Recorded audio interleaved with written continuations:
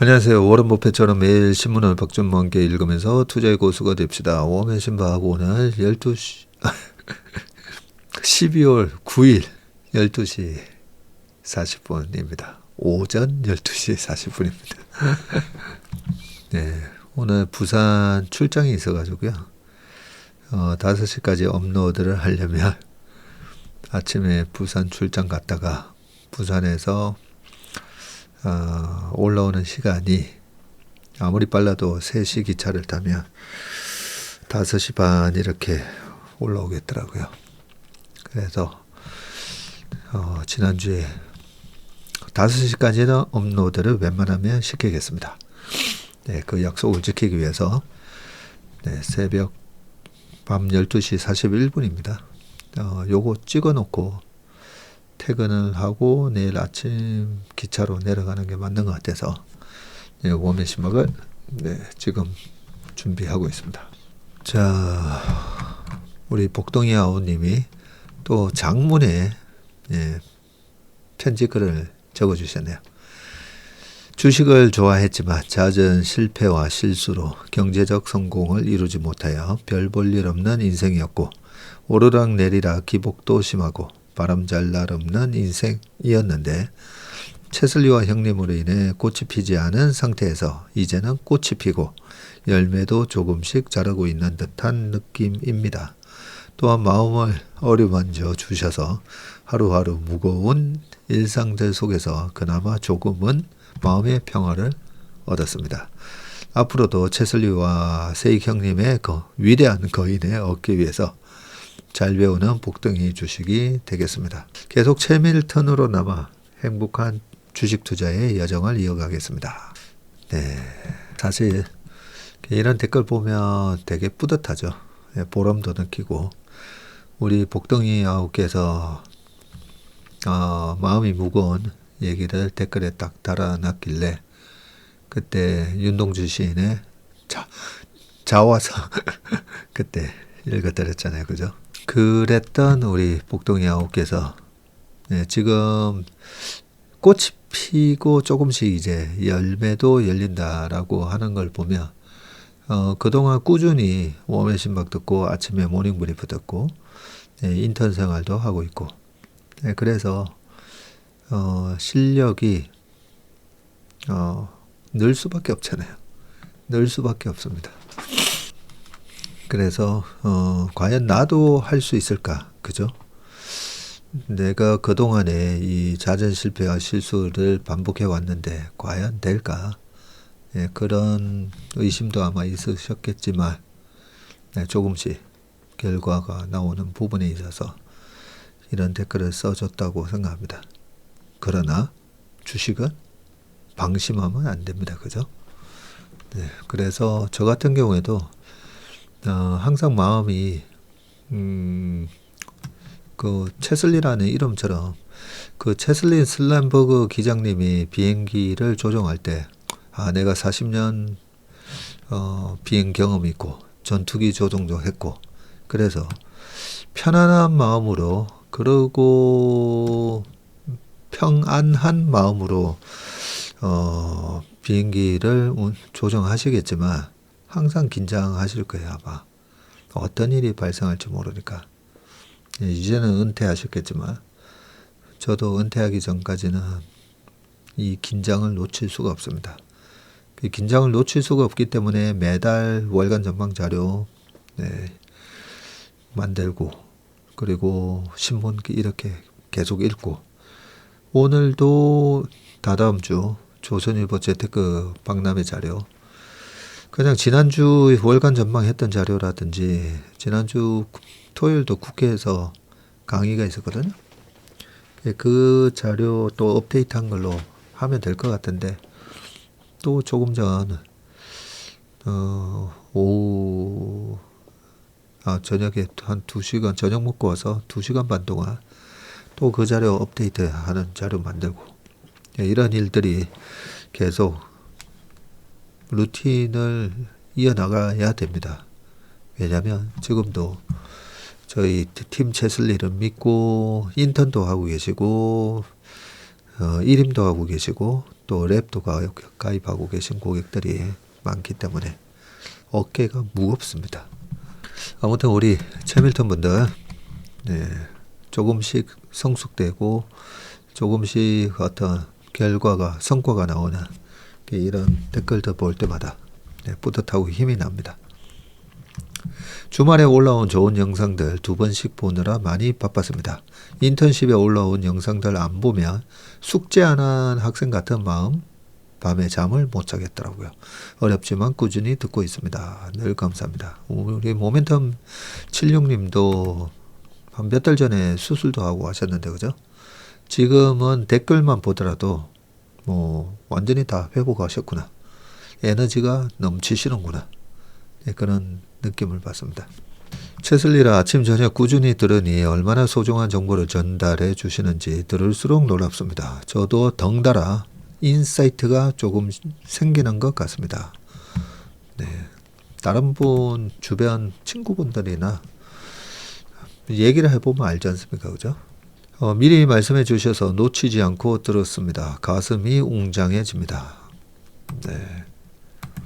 우리가 주식 투자도 그렇고 우리 삶도 그렇고 알레그로 난트로포 그죠?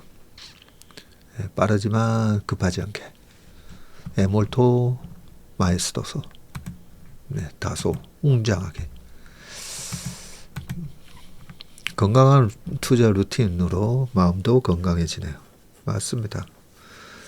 건강한 투자 루틴이 중요합니다. 건강한 투자 루틴으로 하는데도 잘 안 될 때도 있고 하지만 결국은 1년 지나고 2년 지나고 3년 지났을 때 꾸준히 3할 이상의 타율을 기록하는 타자가 돼 있을 거다고 생각합니다.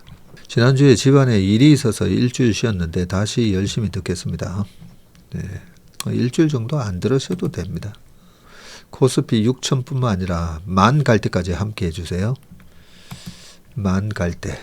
우리나라 증시가 한번 생각해 보시면 2100 언저리 기록하고 2010년 그때 차화정 장세 때 10년 11억 고점 기록하고 그러고 박스피에 쭉 갇혀 있다가 2015년, 16년, 17년, 18년 그때 2016, 17, 18년 1월 2600을 기록했고 그죠? 그러면 2000에서 2600 왔으니까 거의 뭐 30% 오른 거잖아요. 2600에서 2018년에 기록했던 고점을 2018, 19, 20, 21 21년 6월 달에 3316을 기록했으니까 700포인트 올랐죠. 그러면 700포인트 올랐으니까 700 나누기 2600 이때도 한 27% 올랐네요.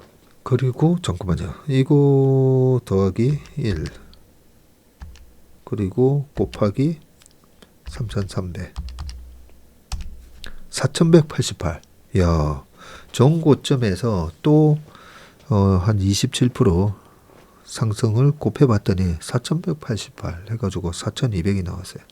그러면 여기에다가 또 1.27 27%씩 계속 증가하면 10번만 하더라도 10배가 나니까요. 그죠? 그 다음 상승은 5300이 나오네요. 5320 자, 5320 그리고 그 다음에 또 27 곱하고 뭐 이렇게 하다 보면 만 갈 때까지 만은 한 20년 안에는 가지 않겠습니까? 그죠? 5천에서 따블라면 그러니까 2011년에 2000에서 4000 오는 데까지 걸린 시간이 14년 걸렸으니까 5000을 찍고 14년 걸리면 5000이 2027년에 5000을 찍는다고 보면요. 그러면 2040년 되면 만원 가겠네요. 2040년 그때까지는 충분히 함께 할 수 있을 것 같습니다. 마음 봐야죠. 그죠? 삶에 대한 주식에 대한 운동에 대한 전무님의 애티튜드가 감동이네요. 축구를 얼마나 좋아하시면 퇴근길에 운동장을 살펴보고 가셨을까요? 시합 나가는 것도 아닌데 말이죠. 매사에 진심인 전무님의 건강한 에너지가 최슬리를 이끌어가는 원동력인 것 같습니다. 네, 노는 걸 좋아해서 그렇습니다. 특히 운동을 좋아하다 보니까 혹시 눈 안 녹았나 싶어가지고 네, 퇴근길에 쓱 둘러보고 왔었습니다. 북극 항로에 대한 강의와 전망을 새롭게 듣고 관련된 투자를 생각해 보게 되었습니다. 네, 지난주 주말 우리 소현철 박사님의 그 영상이 너무 좋았죠. 전무님, 유연함에 많은 것 배웁니다. 유연하지 못하면 부러집니다. 주식시장은요, 고집 센 사람이 부러지게 돼 있습니다. 그래서 저도 고집이 좀 있는 사람이긴 하지만 주식에 대해서는 고집 부리면 안 됩니다. 저도 심했는데 잠을 푹 자고 쉬는 게 도움이 되는 것 같습니다. 내일은 아무래도 기차에서 왔다 갔다 하면서 좀 눈 좀 붙여야 될 것 같습니다. 연말이 되다 보니 마음이 괜스레 더 바쁜 것 같습니다. 한 살 먹는 건 좀 아쉽지만 주식 투자 6학년이 되는 것은 설레입니다. 코로나 때부터 투자해서 40대 때 말아먹고 손턴 손실에 충분히 만회하고 온 가족, 외손주 3명까지 다 투자하고 있습니다. 말 안 듣던 아들까지 이번에 시장에 입문시켰습니다. 주식하면 망한다고 말릴 수 있는 이 나이에 장기 투자의 기쁨을 알게 되어 참 좋습니다. 우리 할머니 인베스터 대단하십니다. 아마 우리 외손주 3명 나중에 아니 우리 할머니가 이렇게 똑똑해 하셔? 되게 손주들이 자랑스러워 할 겁니다. 대가족이 1박 2일로 원주 뮤지엄 산 다녀왔습니다. 뮤지엄 산 갔다 오셨군요. 오크밸리에 있는. 그 행복 속에서도 채슬리 TV 생각났습니다. 확실히 채슬리에 중독됐나 봅니다. 저도 올해 4월에 갔다 온 것 같습니다. 비싸면 줄이고 싸면 용기 내 사서 기다리자. 실패를 교훈 삼아 장대 양봉 만들 수 있다. 도전, 연습, 공부 간단 명료하게 할 수 있다. 아자아자 화이팅. 위저덤 칼리지 주식의 지혜 편에서 당시 자본주의에 대한 이해를 듣고서 주식에 대한 공부를 처음부터 다시 공부했던 기억이 납니다. 우리 한서 서려놓고 띄어님이 이 위저덤 칼리 주식의 지혜 들으셨군요. 봉건주의와 자본주의, 귀족 영주는 기업이고 비옥한 농지는 수익이 좋은 산업군, 비옥한 토지에 대한 웃돈 비율, 비옥한 정도를 나타내는 지표가 PER, PBR, 비옥함의 기준은 영업이익률, 자기자본이익률, ROE 등등 너무 주옥 같은 공부에서 열심히 메모한 거 오랜만에 뒤져봅니다. 주식에 대한 기본을 아낌없이 나눠주셔서 감사합니다. 그때도 막 새벽 5시까지 이 자료 만든다고 고생했던 기억이 나는데 혼수 상태에서 저 자료를 만들어서 그런지 기억이 가물가물한데 지금 여기 적어주신 거 보니까 다 기억이 나네요. 지주가 되어서 땅에서 수익 내기 위해 좋은 기업에 투자해서 핵심 우량 기업을 많이 가질 때 지주가 됨을 현대판 지주가 되어야겠네요. 맞습니다. 비중격 만곡증이죠. 코 안에 뼈가 휘어 있는 거. 비중격 만곡증. 저도 비슷한 증세로 수술했고 안 좋아졌는데 그냥 꾸준히 코 세척 중인데 이게 그나마 제일 좋은 것 같습니다. 그러니까요. 약간 식염수, 그죠? 식염수. 너무 또 소금이 진하면 이 코가 마치 바닷물이 코에 들어간 것처럼 또 칵 이렇게 되는데 가벼운 식염수로 세척하는 게 제일 좋은 것 같더라고요. 무거운 것을 들고 있기 때문에 힘들다는 댓글에서 큰 위로를 받았습니다. 저는 지금 고꾸라지는 중이 아니고 힘이 세지고 있는 중이었네요. 글쓴님과 전문의 덕분에 번쩍 힘이 나고 방향도 잡았습니다. 우리 채밀턴 분들이 다 굉장한 이 지식인들, 실력자, 각 분야의 실력자 분들이 많으시잖아요. 그냥 댓글만 봐도 좀 느낌이 오거든요. 참 댓글 수준도 아마 경제방송 중에 제일 댓글 수준이 높을 겁니다. 그죠? 인턴 가입이 시작 맞아요. 3개월 차에 이제서야 공부가 좀 되는 것 같아요. 가입해야 시작되고 유지해야 성장하고 3개월을 버티는 게 뭐든지 어렵다. 그죠? 근데 일단은 시작하는 게 어렵죠. 그래서 시작이 반이다 라는 말이 있는 것 같습니다. 자, 한 주의 시작입니다. 왠지 좋은 기운이 올 것 같은 12월 그리고 다가오는 2026년을 고대해 봅니다. 즉흥적이시다면 전무님은 ENFP? 뭐 정확하게 맞추셨네. 맞습니다. 저는 ENFP입니다. 전 규칙의 파괴자가 아닌 저만의 길을 만들어가는 창조자가 되겠어요. 그나저나 신부장님 여의도 가셔서 원포인트 레슨도 받으시고 부럽부럽. 누구든 빨리 잘하고 싶어 하지요. 허나 사람의 속도는 다 다른 것 같다는 생각이 들어요. 전 좀 더딘 것 같다는 생각이 들어요. 그런 반면 저만의 속도로 포기는 잘 안 하거든요. 옆에 사람의 속도 때문에 가끔은 오버페이스 했다가 힘도 들어봤기에 두벅두벅 오늘도 저만의 속도로 성실히 걷습니다. 네, 우리 변엄주 님도 보면 실력자시죠. 67세 나이가 된 지금 자녀들에게 투자에 대한 가르침을 배우기를 바랍니다. 박 전무님과의 만남이 젊은 세대에게 힘을 실어주는 기회가 되기를 희망합니다.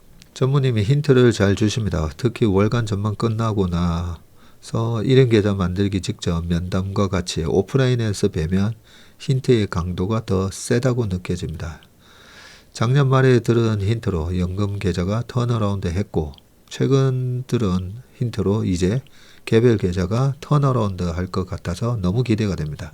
오늘 인턴 가입했어요. 모닝 브리프 들으면서 이해 안 되는 부분은 여러 번 들어도 아직 알까 말까인데 첫걸음을 드디어 떼어봅니다. 시작이 반이니 오래 가기 전에 큰일 하나 한 것 같아 뿌듯합니다.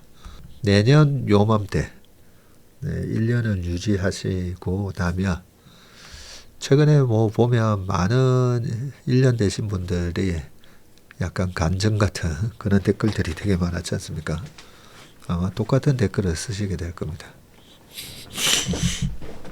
자, 간단 명료한 투자 기법 1.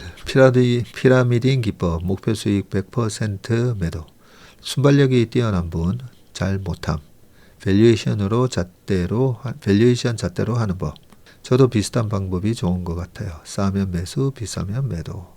자, 궁금한 게 있는데 미래에셋증권이 2022년, 23년 스페이스X 투자한 금액이 2022년 2천억 투자가 2천억 투자가 현재 추정 기업 가치가 179조 원이 되었고 2023년 1900억 투자가 추정 기업 가치 193조 원이 되었다고 합니다. 스페이스X 상장 시 이 부분이 미래에셋의 이익으로 바로 잡히게 될까요?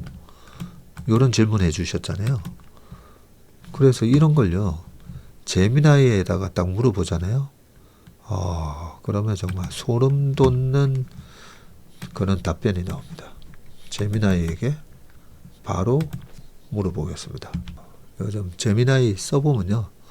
진짜 소름이 돋습니다. 자, 뭐라고 답변했는지 말씀드릴게요. 자, 이런 거는 바로 그냥 이 화면을 보여드리면 좋죠. 자, 제미나이의 답변을 들려드리겠습니다. 이거 보면서 할까요? 자, 제미나이 답변은 이렇습니다. 네, 미래에셋증권이 스페이스X에 투자한 금액은 스페이스X가 상장할 경우 또는 장외거래를 통해 지분을 매각할 경우에 미래에셋의 수익으로 잡히게 됩니다. 다만 이 수익이 회계장부에 바로 잡히는 방식과 시점은 투자 형태와 회계 처리 기준에 따라 다소 차이가 있습니다. 미래에셋증권이 투자한 스페이스X 지분에서 이익이 최종적으로 확정되는 시점은 다음과 같습니다. 가장 확실한 시점은 지분을 매각했을 때, 이때 매각 차익이 확정되고 이익으로 인식이 되고, 투자기업 가치 변동의 반영은 투자 지분이 시장성 없는 사모투자 형태로 분류되더라도 미래에셋은 매년 회계감사 시 스페이스X의 추정기업 가치를 반영해서 투자자산의 장부가액을 재평가해야 합니다.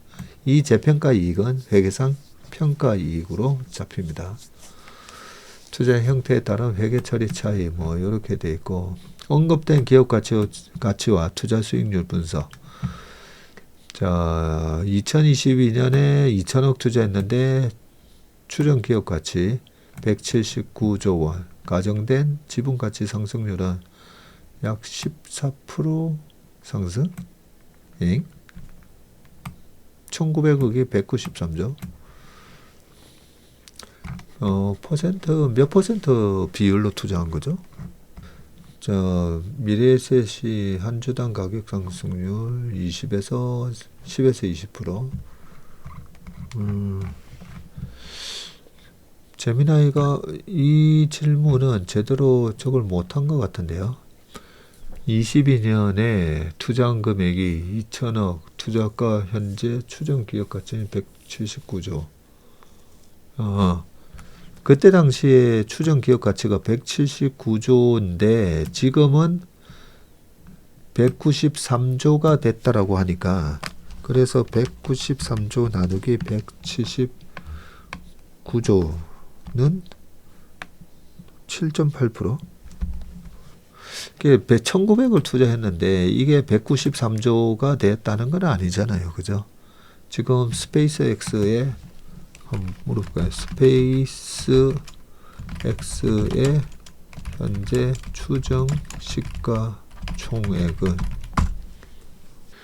25년 12월 기준 시가총액, 추정 시가총액이 1136조 정도로 예상하고 있다는 거잖아요. 그죠?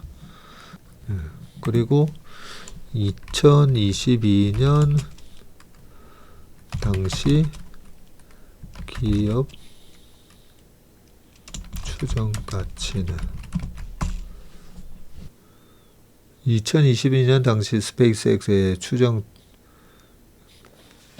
기업 가치는 투자 라운드 시점에 따라서 1270억 달러에서 요때 한 160조에서 170조, 예, 그 정도로, 여기 나오네요.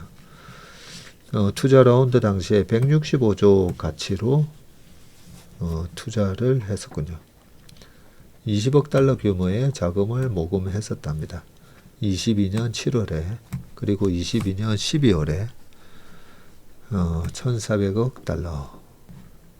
가치 변화, 현재 22년에서 현재까지 가치 변화가 추정 기업 가치가 22년에는 1270억에서 1400억이고 현재는 8천억 으로 해서 한 1200조, 1136조 원. 그러니까 한 이때 당시에 170조로 보고 1136 나누기, 네, 그냥 182조로 보죠. 뭐 그러면 6.24배거든요. 6.24배니까 좀 전에 미래에셋이 2천억 투자했다고요? 자, 미래에셋이 투자한 금액이 1900억 정도 투자를 했으니까 2천억 투자했다고 치고요. 그러면 여기 6.24배 곱하기 2천억 은 1조 2483억이기 때문에 한 1조 2천억 됐다. 그죠? 어쨌든 6배를 벌었기 때문에 이익으로 잡히게 되는 거는 비상장 기업에 대한 부분이기 때문에 보통은 비상장이니까 그걸 갖다가 시가평가로 하지 않고 그냥 장부가로 놔뒀다가 보통 부동산도 기업들이 자산 재평가를 하면서 30년 전에 부동산을 자산 재평가하면서 재평가 이익이 확 발생하면서 현금 유입이 없는 순이익이 발생하는 경우가 가끔씩 있었습니다. 이 부분은 좀 전에 재미나이에서 나온 답변 그대로 보시면 될 것 같습니다. 삼성전자와 하이닉스에 의한 코스피 5천 도달이며 반도체 경기 둔화 시에는 코스피 박살 날 테니 레버리지와 곧버스로 떼돈 벌 수 있겠군요. 네, 그게 논리적으로는 맞는데요. 웬만하면 고버스는 안 하시는 게 좋습니다. 그죠? 떨어지는 거에 배팅은 안 하는 게 좋습니다. 피라미딩 기법을 언제 설명해 주셨을까요? 매일 듣는데 기억이 안 나요. 네. 피라미딩 기법 이런 것도 이제 제미나이에 이런 데다가 하면 다 나오긴 하는데요. 불타기 매매법이라고 생각하시면 됩니다. 내가 사서 올라갈수록 비중을 늘리는 겁니다. 올라갈수록 비중을 늘리고 떨어질수록 비중을 줄이고. 저는 요즘 드는 생각은 오르든 내리든 그냥 꾸준히 가져갈 수 있는 주식은 없을까 생각을 많이 합니다. 예, 그게 바람직하죠. 네, 그런 기업을 발굴해서 그냥 꾸준히 모아가는 게 그게 제일 좋습니다. 웜의 손통은 여기까지 하고 이제 신문기사 읽어보도록 하겠습니다. 자, 첫 번째 기사 읽어보겠습니다. 미 청년들 블루러쉬 전기기사 연봉 2억 AI발 직업 혁명이라고 되어 있는데요. AI 업계 지각 변동 표가 있는데 그냥 기사 읽어보겠습니다.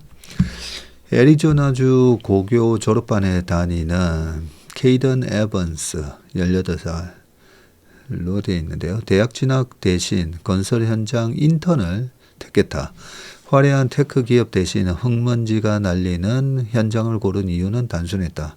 그곳의 생존 가능성이 더 크다고 판단했기 때문인데, 인공지능 AI의 설계를 도울 수는 있어도 고장난 엔진을 뜯어 고치는 건 결국 사람의 손이라고 단언을 했습니다.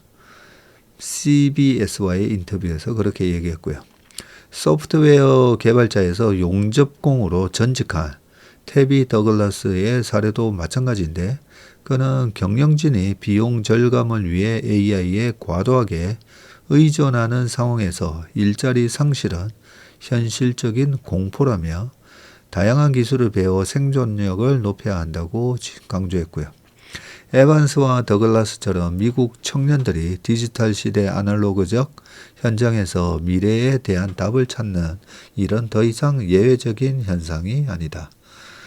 이는 AI가 화이트칼라의 직무를 위협하기 시작하면서 발생한 직업 대전환, job transformation의 단면이자 불완전한 미래를 대비하기 위한 청년들의 전략적 선택이다.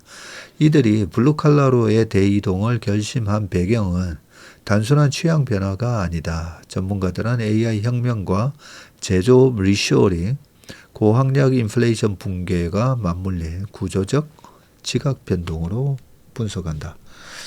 우선 AI의 충격이 집중돼 화이트칼라 일자리는 눈에 띄게 줄고 있는데, 전 세계 노동 데이터를 분석하는 레벨리오 랩스에 따르면 24년 1분기부터 25년 1분기 사이 화이트칼라 신규 채용 공고는 12.7%나 감소했습니다.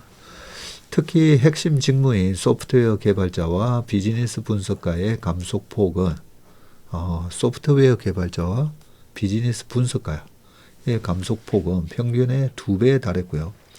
아마존과 UPS, 마이크로소프트 등 대기업들이 올해 단행한 수만 명 규모의 감원은 단순한 비용 절감을 넘어 AI 도구를 통해 조직 효율을 높이려는 구조적 변화로 해석이 됩니다.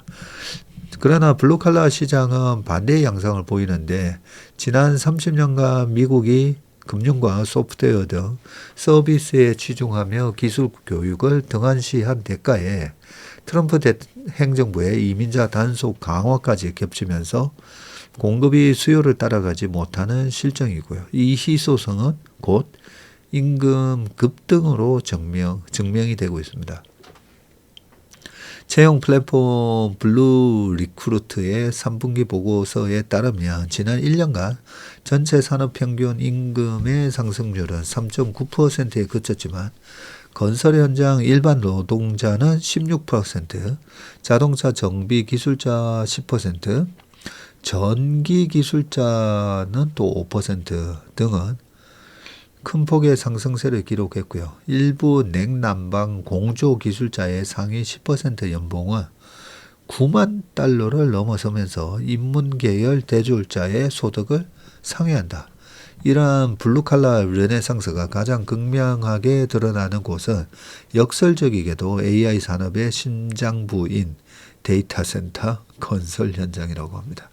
인력 서비스 업체인 켈리 서비스가 조사한 결과에 따르면 데이터 센터 현장의 전기 기사와 관리자 임금은 이전보다 평균 25에서 30% 뛰었고 연봉 10만에서 20만 달러는 흔해졌고요. 일부 숙련공은 22만 달러 이상을 받기도 한다고 합니다. 22만 달러면 3억인데. 무엇보다 블루칼라가 주목받는 근본적인 이유는 AI가 쉽게 침범할 수 없는 안전지대라는 인식이 자리하고 있고요. 생성형 AI가 코드를 짜고 보고서를 쓸 수는 있어도 누수가 발생한 파이프를 조이거나 고압 전선을 교체하는 비정형 육체 노동을 대체하기에는 여전히 막대한 비용과 기술적 한계가 존재한다. 미국 소프트웨어 기업 조버가 올해 발표한 설문조사에 따르면 이 Z세대의 77%는 자동화하기 어려운 직업을 선택하는 것이 중요하다고 답을 했다고 합니다. 이 화이트 칼라 리세션이 어느 정도까지 진행이 될지 아직까지는 가늠이 안 됩니다. 이런 신기술이 태동을 하면 뭐 어디가 파괴되는가, 그죠? 뭐가 파괴가 되는지를 알아야 그 파괴자의 시가총액이 계산이 됩니다. 자, 두 번째, 오늘은 반도체 얘기랑 2차 전지 얘기가 있습니다. 반도체 투톱 30조 영업이익 신기록 예고 칩 풍기에 호황 더 간다라고 되어 있고요. 자, 반도체 시장 격변. AI 기술이 세계적인 반도체 호황을 이끌면서 전자와 하이닉스가 올해 4분기에 사상 최대 규모 실적을 낼 전망인데, 전자가 시장 전망치보다 3조 원가량 높은 영업이익을 거둘 것이라는 분석이 우세한 가운데 하이닉스도 16조 원대 영업이익을 내며 양사가 30조 원이 넘는 영업이익을 거둘 것이라는 설명입니다.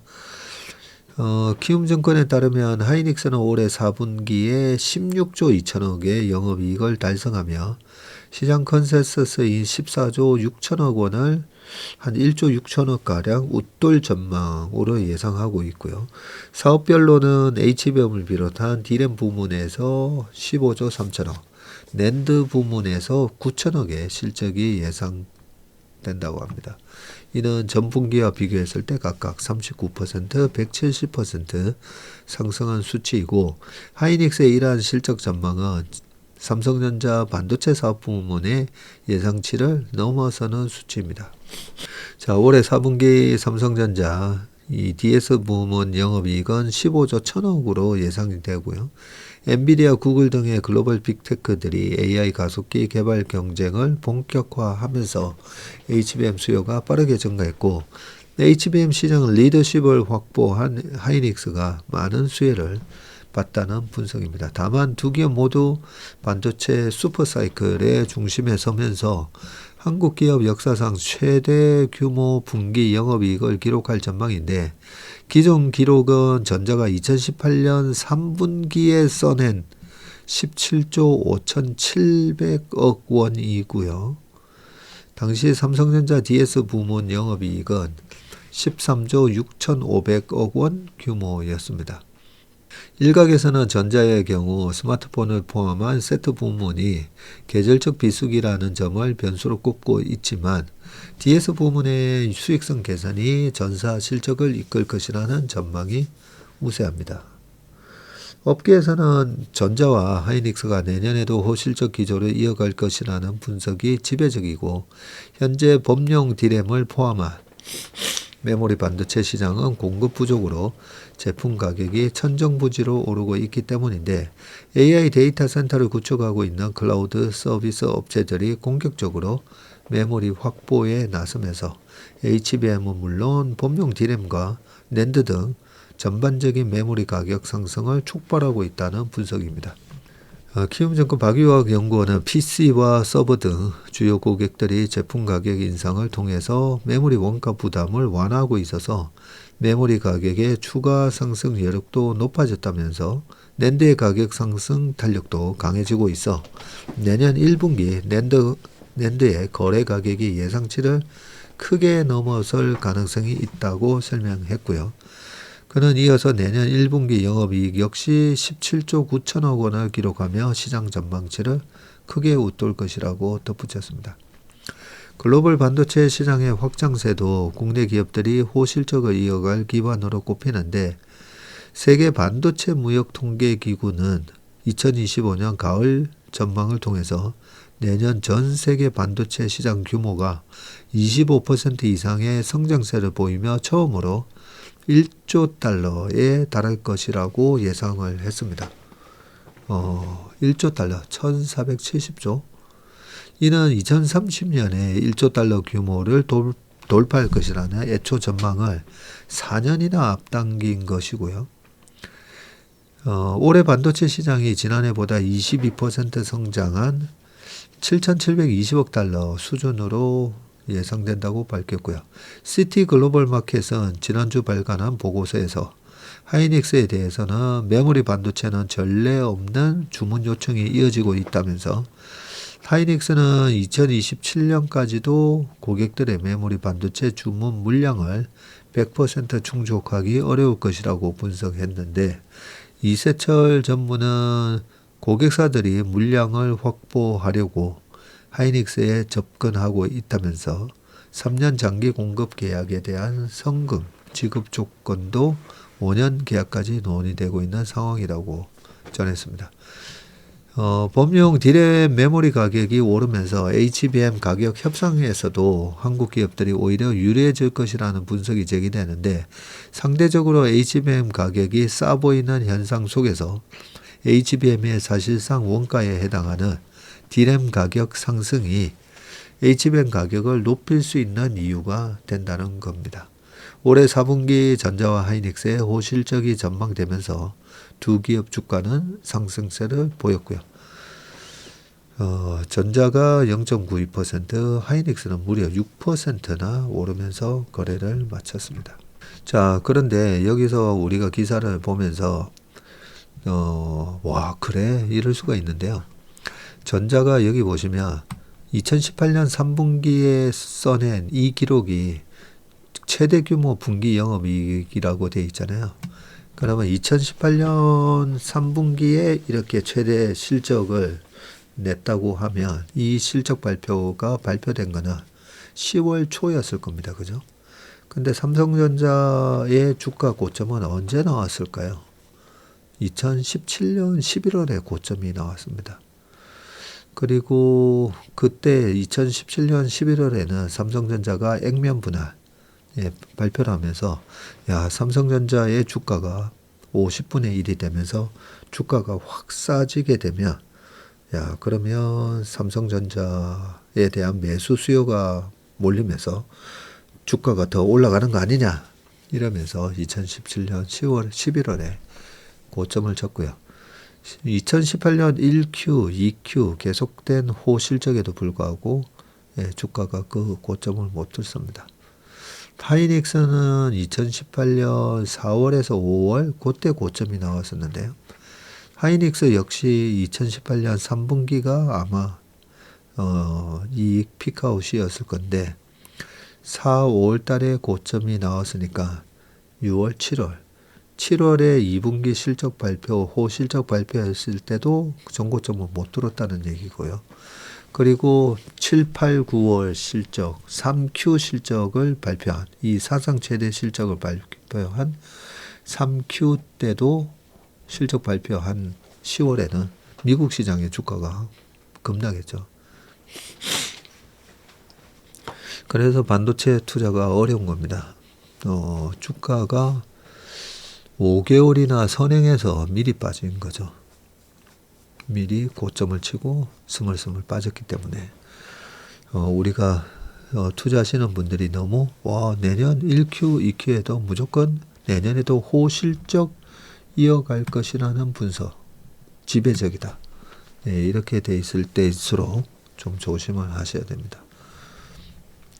일단 이번 전자의 턴어라운드가 EQ 실적 발표 때부터 이제 나타났던 거기 때문에 3Q 이번 3Q가 서프라이즈가 나서 보통은 호실적 발표하기 전달 12월 달은 주가가 강하고 오히려 1월 한 7일 8일 언저리 실적 발표 이후에 또 살짝 쉴 수도 있고 그런 패턴이 되지 않을까 생각이 듭니다.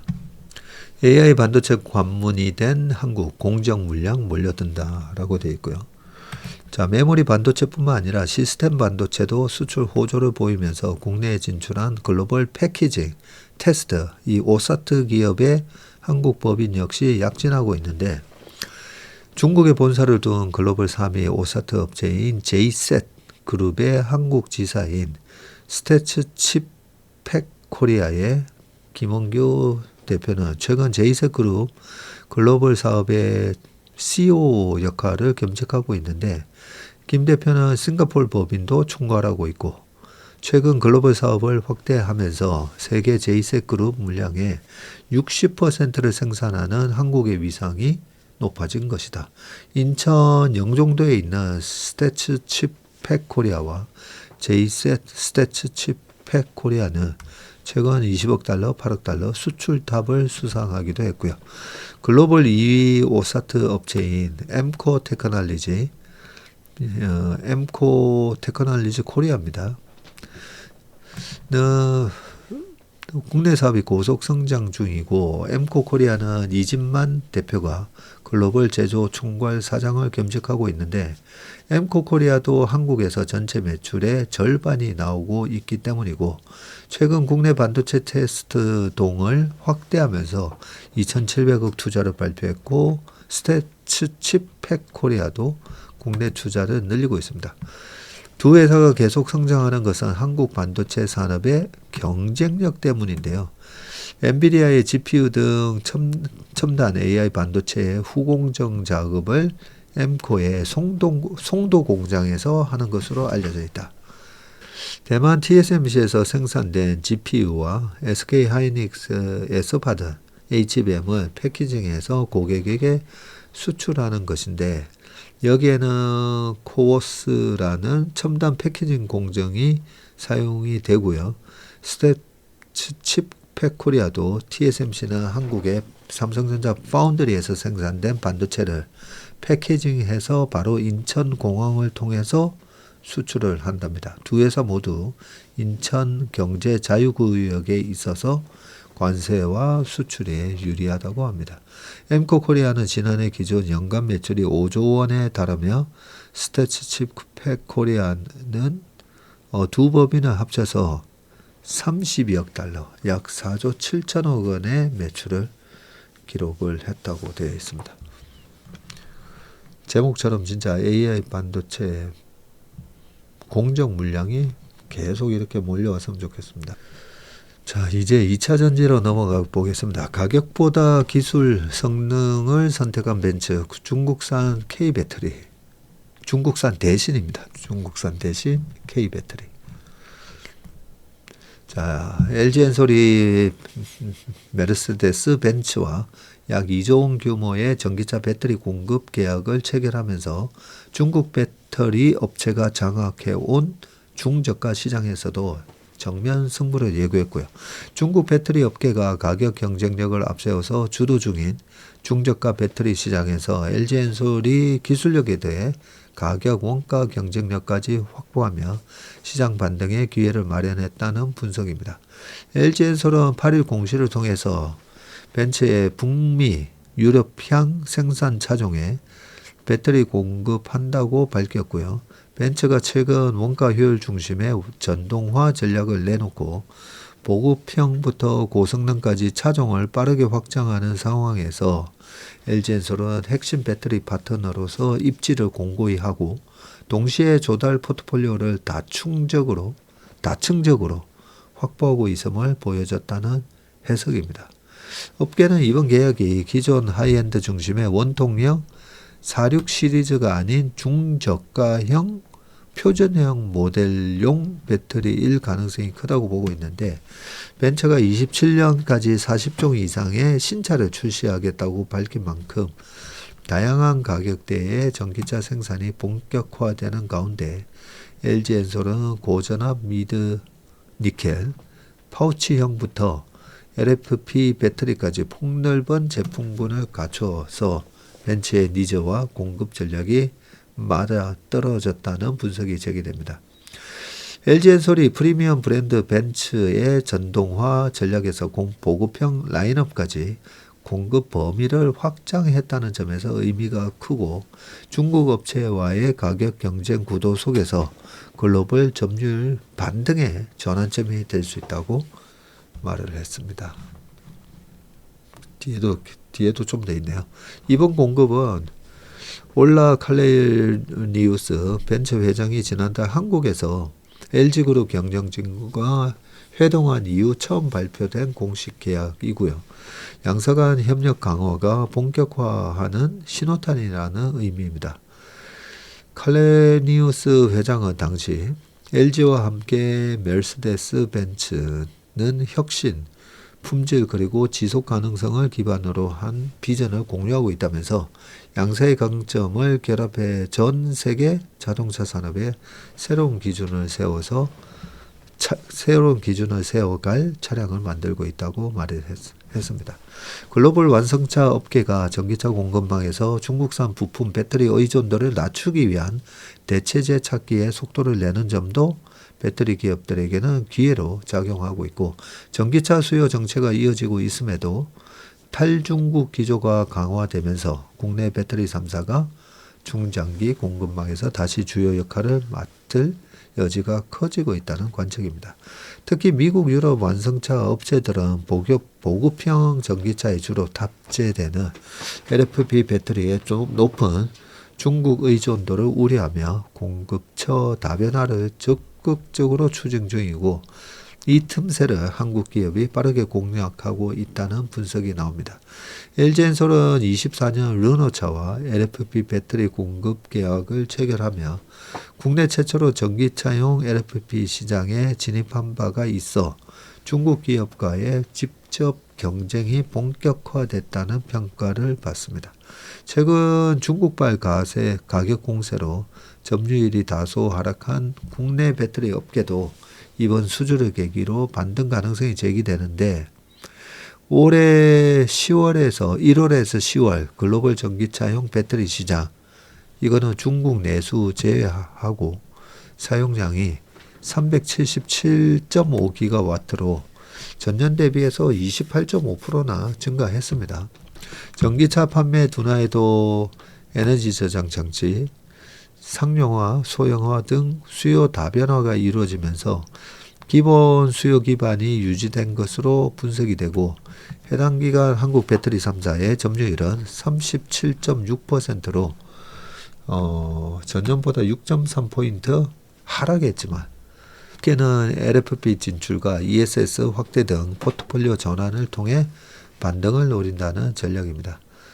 업계 관계자는 양적 증설 중심 경쟁에서 제품 포트폴리오 공급 안정성, 기술 완성도가 중심이 되는 경쟁으로 시장이 빠르게 재편되고 있고, 글로벌 OEM의 중국산 대체제 수요와 전고체 LFP 등 신기술 개발 흐름이 맞물리면서 K배터리의 회복 여력은 충분하다고 전망을 했습니다. 캐즘은 일시적 글로벌 수요 확대 2030년 판매 차량 42%가 친환경차다라는 부분이고요. 자, 그림에도 나옵니다. 전 세계 친환경차의 판매량 2022년도에는 300만 대 정도였고요. 4천만 대, 2030년 되면 4천만 대가 됩니다. 작년에 1751만 대 팔렸군요. 자, 국제에너지기구 IEA가 중국과 유럽 지역 수요 회복이 두드러지면서 5년 뒤에는 전 세계에서 판매되는 차량의 42%가 전기차 등 친환경차가 될 것이라고 내다봤습니다. 전기차 캐즘에도 불구하고 재차 시장 확장에 불이 붙을 것이라는 예측인데, 자, IEA의 최신 전기차 전망 데이터를 분석해 본 결과 2030년에 글로벌 전기차 판매 대수는 4,004만 대로 지난해보다 2.3배 불어날 것으로 관측이 됐고, 신차 판매에서 전기차가 차지하는 비중은 이 기간 22%에서 42%까지나 뛰어오릅니다. 2020년에 298만 대에 그쳤던 전 세계 전기차 판매량은 2023년까지 연평균 66%씩 급성장을 했었고요.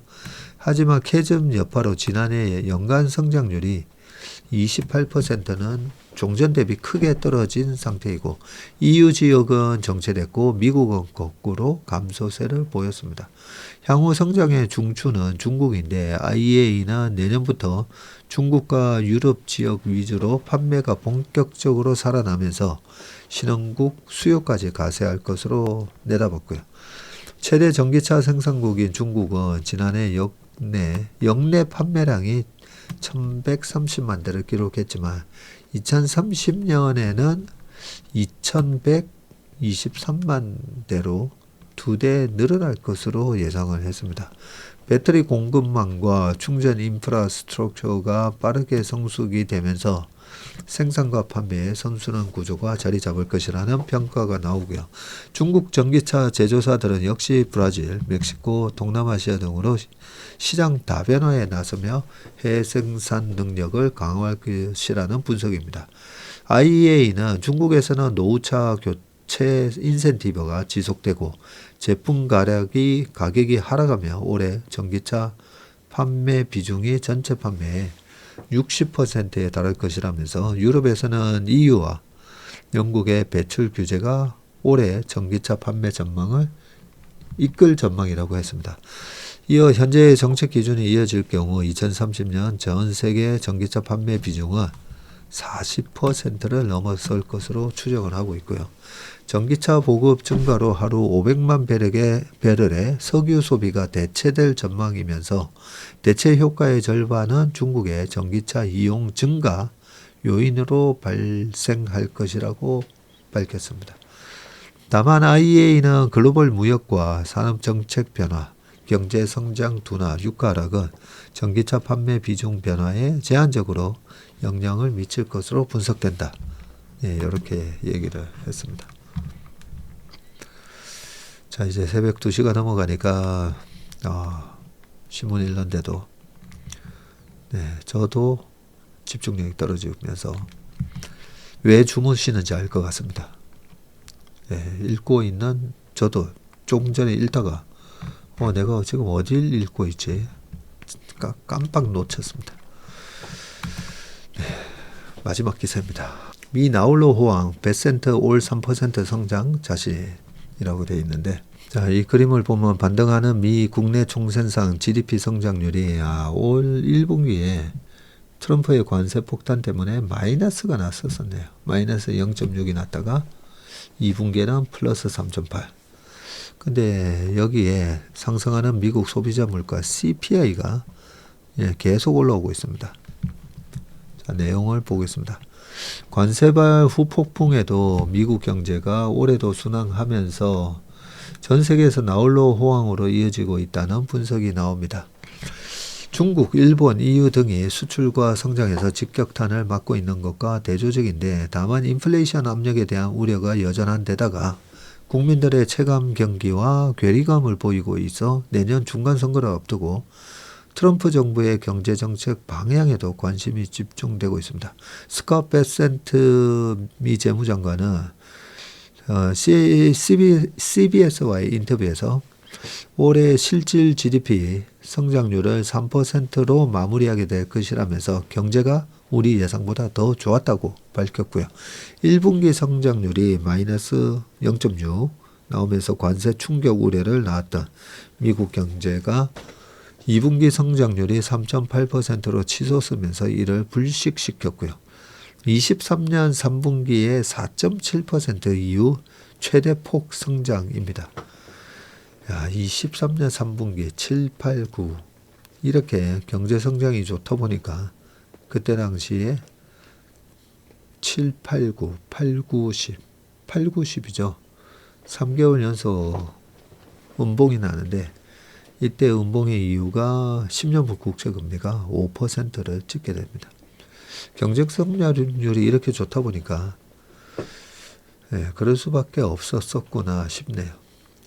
경제 성장률을 추정하는 애틀랜타 연방준비은행의 GDP 나우 모델은 3분기 성장률도 3.5%로 제시했고요.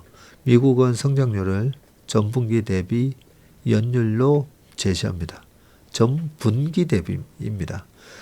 작년부터 이어진 설비 투자가 고공행진을 지속하고 있고 소비 역시 견조한 흐름을 나타낸 덕분이고요. 올 들어 이민정책 강화와 AI 확산에 따른 일자리 감소로 고용에 빨간불이 켜진 데다가 여전히 3%에 머무르고 있는 물가가 발목을 잡고 있지만 성장 가도를 이어가는 모습입니다.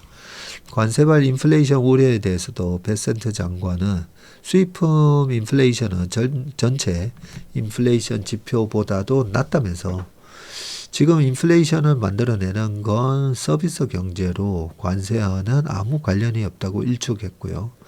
그러면서 우리는 이제 인플레이션을 해결하는 데 집중하고 있고 내년에 인플레이션이 크게 하락할 것이라고 예상한다고 했습니다. 특히 베센트 장관은 노동계층이 실제로 소비하는 식료품, 휘발유, 임차료 가격이 내려가고 있다면서 실질 소득은 약 1% 증가했다고 설명했고요. 이어 내년에 우리가 번영으로 나아갈 것이라고 생각한다고 강조했습니다. 코로나 기간에 연간 마이너스 성장까지 추락했던 미국 경제가 22년에 1.9, 23년에는 2.5, 24년에는 2.8%로 회복세를 탔고요. 올해는 3%대에 올랐을 것이라고 트럼프 정부는 자신하고 있습니다. 미국 경제 호황은 무엇보다 코로나 시절 기축 통화의 힘으로 재정을 통해 쏟아부었던 막대한 유동성 덕분이고요. 반도체법과 인플레이션 감축법 등의 덕에 국내의 투자자가 밀려들었고 올해는 관세를 무기로 막대한 대미 투자를 받아내기까지 했답니다. 기업의 투자가 늘고 소비 지출이 늘어날 수밖에 없는 구조인데 연일 사상 최고치를 경신하는 미국 증시가 이를 대변합니다. 매그니피선트 7을 필두로 한 빅테크 기업들은 강한 실적과 AI 확산에 힘입어서 전 세계 투자금을 블랙홀처럼 빨아들이고 있습니다. 다만 지난해 미국 경제가 골디락스라는 찬사까지 들었지만 트럼프 정권으로 교체된 것처럼 내년 중간 선거를 앞두고 물가 상승에 따른 생활비 부담이 최대 이슈로 부상하고 있다는 것이 변수이고요. 인플레이션 우려에도 지난 블랙 프라이데이 소비가 견조한 모습을 보였지만 주로 할인 제품에 집중된 가성비 소비였다는 지적도 나옵니다. 월스트리트 저널에 따르면 최근 백악관 참모들은 트럼프 대통령에게 경제 메시지를 물가와 생활비 문제에 초점을 맞춰야 한다고 설득하고 있고요. 지난달 참모들은 생활비에 대한 유권자들의 우려를 담은 설문조사 결과를 제시하면서 메시지 전환을 촉구한 것으로 알려졌고요. 참모들은 트럼프 대통령에게 임금 인상과 주택 비용 절감, 인플레이션 완화를 위해서 정부가 노력하고 있다는 것을 더 강조해야 한다고 주장을 했습니다. 오늘 웜의 신박은 여기까지 하겠습니다. 오늘 하루도 행복하고 건강한 하루 되시길 바라겠습니다. 고맙습니다.